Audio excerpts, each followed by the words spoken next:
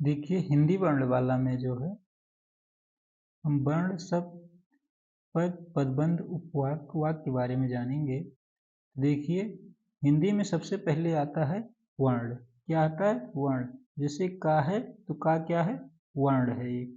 ठीक। फिर वर्णों के मेल से क्या बनता है? शब्द। शब्द जैसे देखिए का, ला, म, तीनों वर्ण मिलके क्या बने?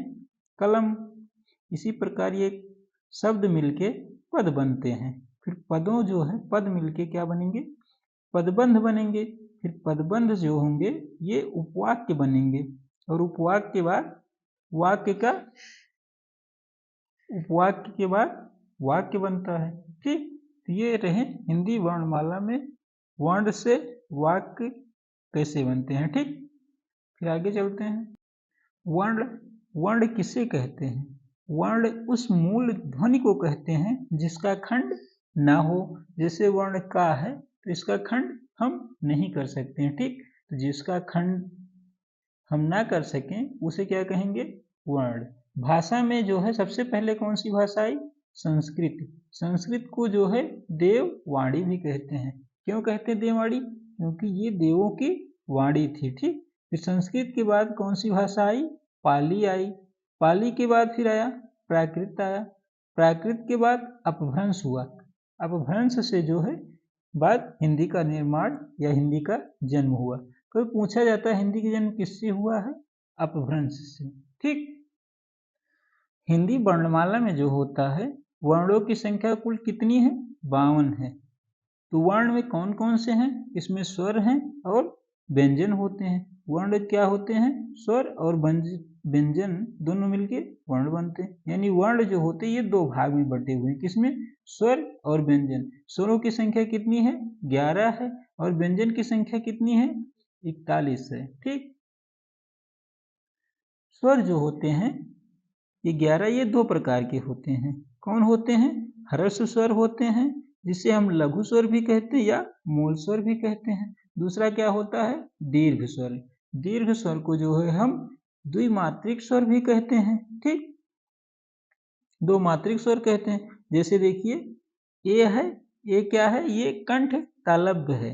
ये दो शब्दों से मिलकर बना। देखिए आ और ई से अगर इसका संधि विच्छेद किया जाए ए का तो आ प्लस ई होगा। ऐसे अय का है तो अय का क्या है? आ और ए के निर्माण से बना हुआ। ठीक। यानी इस अय का संधि विच्छेद क्या होगा? आ प्लस ए होगा। ओ, ओ क्या है? ये कंठोष से है। कंठ और ओष्ठ से मतलब बाहर निकलता है। इसका संधि विच्छेद करेंगे तो क्या होगा? आ और उ। औ का क्या होगा? आ प्लस ओ। ठीक। ये 11 स्वर जो होते हैं देखिए स्वर क्या है 11 हो। स्वर आ इ ई उ री ए ओ औ। ठीक। स्वर देखिए स्वर जो होते हैं ये 3 प्रकार के। वैसे मूलतः 2 ही प्रकार के होते हैं लेकिन संयुक्त स्वर को अलग कर देंगे तो क्या हो जाएंगे? 3 प्रकार के। देखिए पहला क्या है? ह्रस्व। ह्रस्व कितने होते हैं? स्वरों की संख्या 4 होती है। तो ह्रस्व को लघु भी कहते हैं, मूल भी कहते हैं। इसमें ह्रस्व स्वर में कौन कौन से? आ ई उ री। ये ह्रस्व स्वर या लघु स्वर या मूल स्वर होते हैं।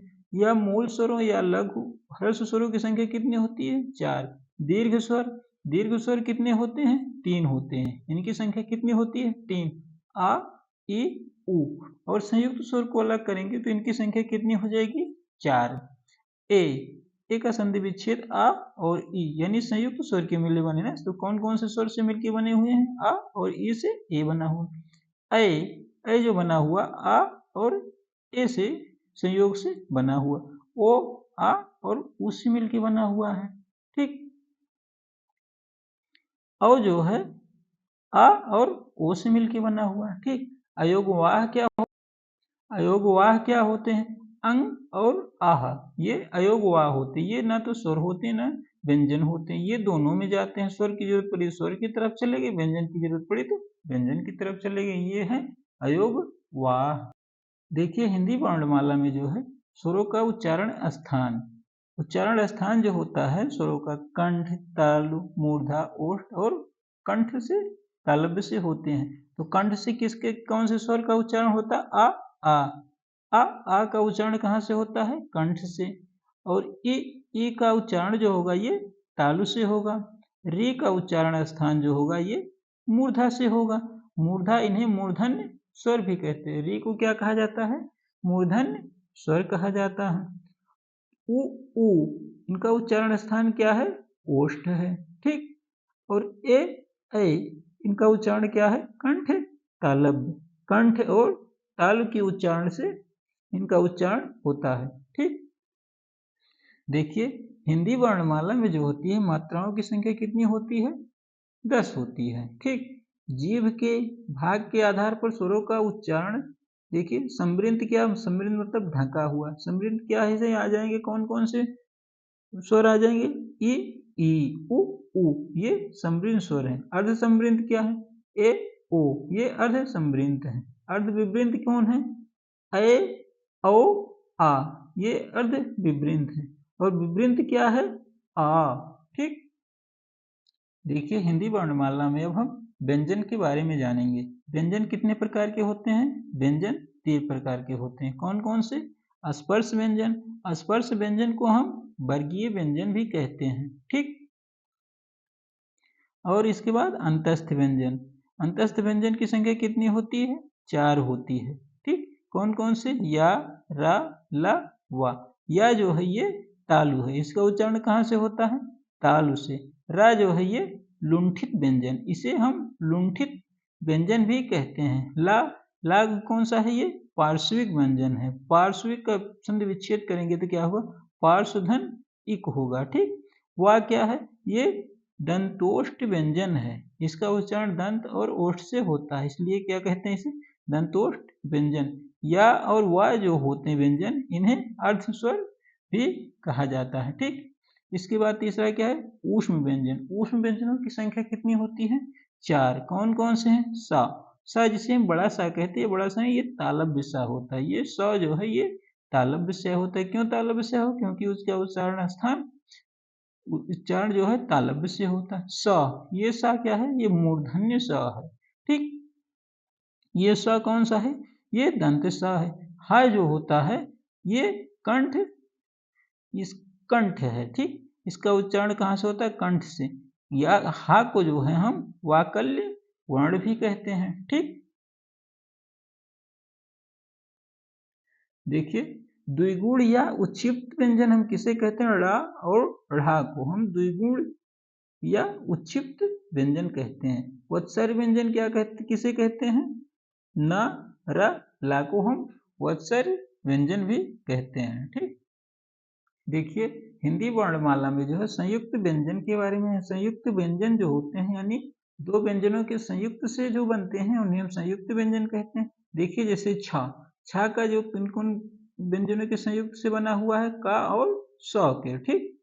अगर पूछा जाए छा किस व्यंजन के बाद आता है तो का के बाद स आता है। ठीक। त्रा किससे बना हुआ है? त और र से। ज्ञा किससे बना हुआ है? ज्या और इया से। ठीक। स्र किससे बना? स और रा का। ठीक।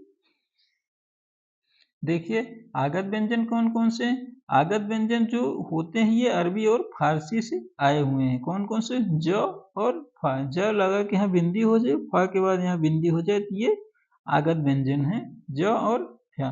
रा जो है ये वत्सर्य व्यंजन इसे भी कहा जाता है, लुंठित व्यंजन भी कहा जाता है। और रा जो है ये अल्प प्राण व्यंजन है। ठीक। जो मूल या परंपरागत पूछा जाए मूल या परंपरागत व्यंजनों की संख्या कितनी होती है? तो 33 होती है। यानी मूल व्यंजनों की संख्या कितनी होती है? 33 होती है। ठीक। देखिए, हम स्पर्श व्यंजन के बारे में जानेंगे। स्पर्श व्यंजन को हम वर्गीय व्यंजन भी कहते हैं। ठीक। वर्गीय व्यंजन क्यों? ये वर्ग होते इधर से भी 5 इधर से 5, इसलिए इसे वर्गीय व्यंजन होते हैं। जैसे देखिए, व्यंजन में का वर्ण में कौन कौन से वर्ण है? क, ख, ग, घ, अंग। ठीक। ये का वर्ण। तो का वर्ण का उच्चारण स्थान कहाँ से है?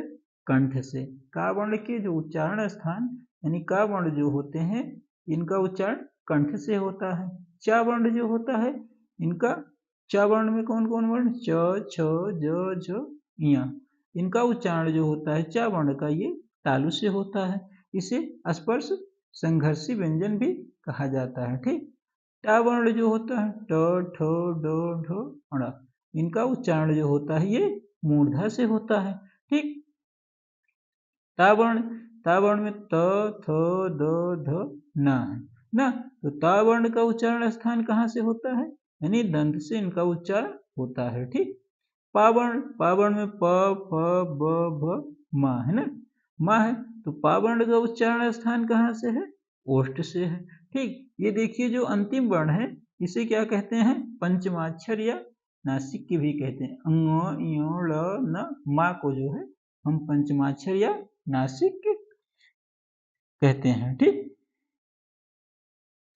देखिए व्यंजन में जो उच्चारण के आधार पर व्यंजन का वर्गीकरण दो भागों में किया है, किसमें, अल्प प्राण और महाप्राण में। यानी जो स्पर्श व्यंजन है या व्यंजन है उनके जो प्रथम वर्ण, तृतीय वर्ण और पंचम वर्ण ये अल्प प्राण कहलाते हैं, दूसरे वर्ण और चौथे वर्ण ये महाप्राण कहलाते हैं। जैसे देखिए का वर्ण का क ग अंग, ये क्या है, अल्प प्राण है, और ख और घा जो है ये महाप्राण है। जैसे देखिए चा वर्ण का च